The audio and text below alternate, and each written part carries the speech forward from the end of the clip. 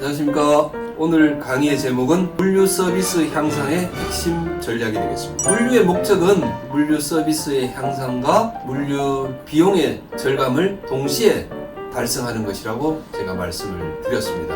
오늘은 이제 물류 서비스 향상이란 무엇인가에 대해서 보다 더 구체적으로 말씀을 드리는 시간을 갖도록 하겠습니다. 서비스의 향상이다 라고 했을 때 일반적으로 이제 유통에서 서비스는 매장에 갔을 때 상품을 잘 설명해주고 친절하게 안내해주는 이런 것이 이제 서비스라고 말씀드릴 수 있는데, 그렇다면은 물류에 있어서 서비스 향상은 무엇이냐 라고 이제 우리가 한번 생각을 해봐야 되겠습니다. 물류에서 서비스 향상은 바로 적기 정량이라고 말씀을 드릴 수 있습니다. 고객이 주문한 물량을 알맞은 시간에 알맞은 양을 갖다 주는 것, 이게 바로 한자로 적기 정량이라고 말씀드릴 수 있는데, 적기란 것은 바로 주문한 고객이 원하는 시간, 약속한 시간에 물건을 바로 갖다 주는 것, 이게 바로 적기입니다.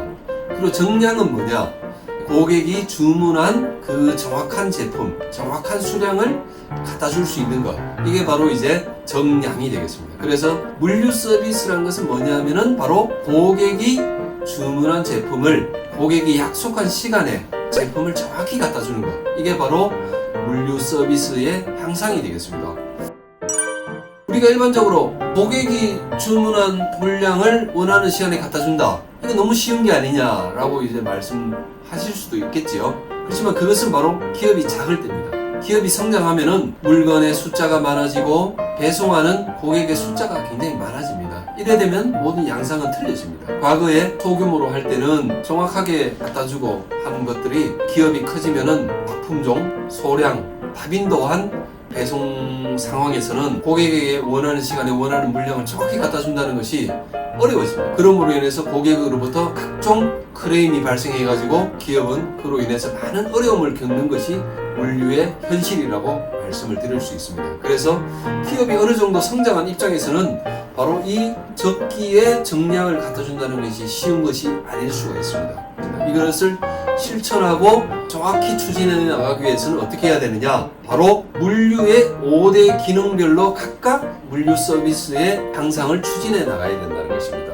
이 5대 서비스가 뭐냐? 운송, 보관, 하역, 보장, 정보 처리, 이 5가지의 기능에 대해서 각각 물류 서비스의 향상을 추진해 나가야 된다는 것입니다. 그러면 첫 번째, 운송에 대해서 말씀드리겠습니다. 운송을 통한 물류 서비스의 향상, 이제 물건이 출하되어서 고객의 점포로 나아가기 전까지 과정인데, 이 운송을 통해서 정확한 시간 안에 가도록 하기 위해서 배송 최적화 시스템이라는 이러한 물류 시스템이 있습니다. 이러한 시스템을 통해서 고객이 원하는 시간에 물건이 정확히 도착할 수 있도록 GPS라든지 이런 라우팅 시스템을 통해서 이러한 최적의 배송 시스템을 도입을 할 수가 있습니다. 이러한 시스템을 통해서 운송 서비스의 향상을 추진해 나갈 수가 있습니다. 그리고 이제 보관을 통한 물류 서비스 향상에 대해서 말씀을 드리겠습니다. 그 회사 특성에 맞는 보관 렉을 통해서 물류 보관의 서비스 향상을 추진해 나갈 수 있습니다. 팔레트 렉,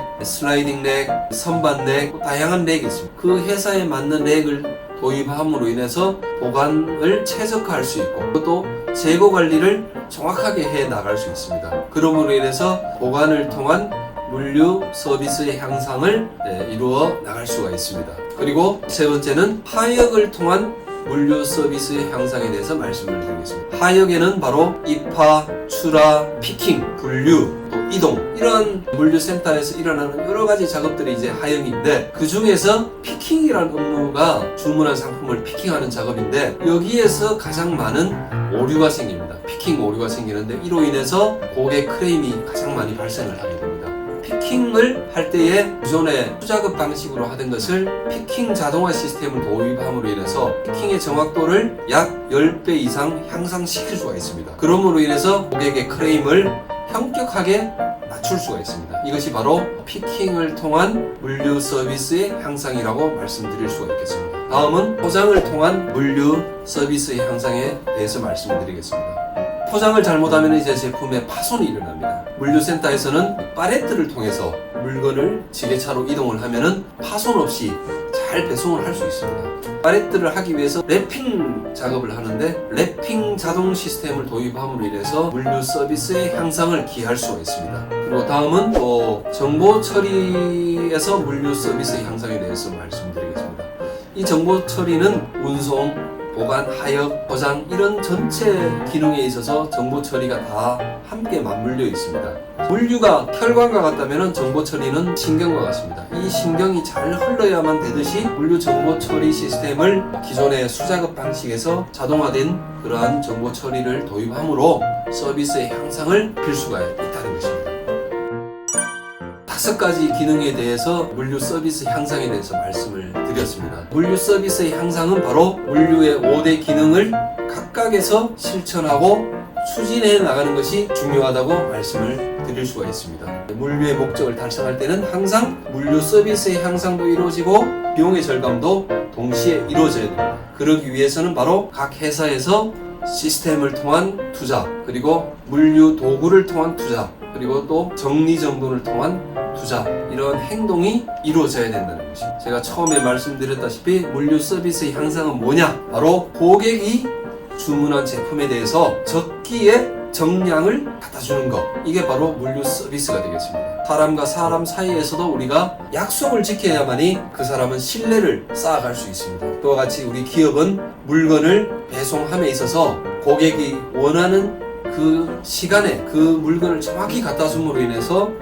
신뢰가 형성될 것입니다. 이러한 신뢰를 기반으로 해서 지속적으로 성장해 나가는 발판이 될 것입니다. 물류를 통한 기업의 발전, 바로 이것은 물류 서비스의 향상에 있다는 것을 오늘 말씀드리고 싶습니다. 오늘 강의는 이것으로 마치겠습니다. 구독과 좋아요를 꼭 부탁드리겠습니다. 감사합니다.